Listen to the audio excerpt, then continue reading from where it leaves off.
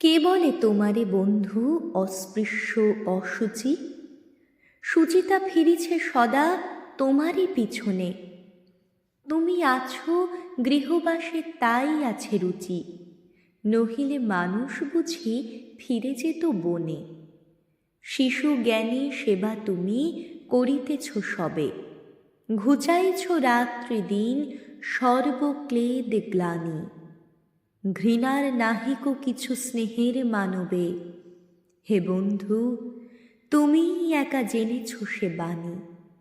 নির্বিচারে আবর্জনা বহ অহর্নিশ, নির্বিকার সদা সূচি তুমি গঙ্গা জল। নীলকণ্ঠ করেছেন পৃথ্বীরে নির্বিষ, আর তুমি তারে করেছ নির্মল।